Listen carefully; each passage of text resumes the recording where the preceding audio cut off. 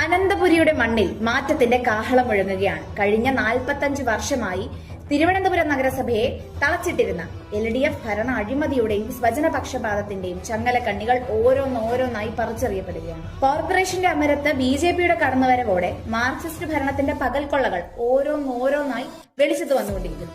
Smart city പദ്ധതിയുടെ ഭാഗമായി നഗരത്തിന് ലഭിച്ച 113 ഇലക്ട്രിക് ബസ്സുകൾ അവയുടെ നഗരവാസികൾക്ക് മെച്ചപ്പെട്ട യാത്രാ സൗകര്യങ്ങൾ ഒരുക്കേണ്ടെന്ന ഈ ബസ്സുകളെ രാഷ്ട്രീയ സമ്മർദ്ദങ്ങൾക്ക് വഴിതിരിച്ചുവിട്ടത് ആർക്കു വേണ്ടിയാണ്?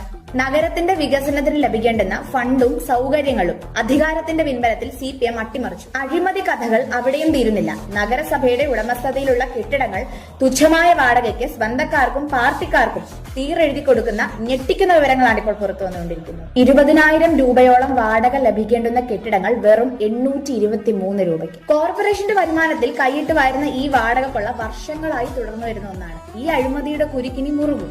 CPM ഭരണം നഗരത്തെ കൊള്ളയടിച്ച കാലം അവസാനിക്കുകയാണ്. ഓരോ ഫയലുകളും ഓരോ ഇടപാടുകളും ഇന്ന് ജനകീയ പരിശോധനയ്ക്ക് വിധേയമാകുന്നു. LDF അഴിമതിയുടെ കോട്ടകൾ തകരുന്ന കാഴ്ചയാണ് നമ്മൾ കണ്ടുകൊണ്ടിരിക്കുന്നത്. ഈ പുതുവർഷത്തിൽ നമ്മുടെ കേരളത്തെ, നമ്മുടെ അനന്തപുരിയെ വീണ്ടെടുക്കാനുള്ള വലിയൊരു പോരാട്ടത്തിന് BJP തുടക്കം കുറിച്ചു കഴിഞ്ഞു. ഒരു കാര്യം ഇപ്പോൾ വ്യക്തമാണല്ലോ, CPM കൊള്ളയടിച്ച ജനങ്ങളുടെ അവകാശങ്ങൾ സംരക്ഷിക്കാൻ BJP നേരത്തെ അധികാരത്തിൽ വരേണ്ടതായിരുന്നു. സത്യം പുറത്തു വരട്ടെ, മാറ്റം വരട്ടെ. ഒറ്റക്കെട്ടായി നമുക്ക് മുന്നേറാം, വികസിത തിരുവനന്തപുരം സൃഷ്ടിക്കാം.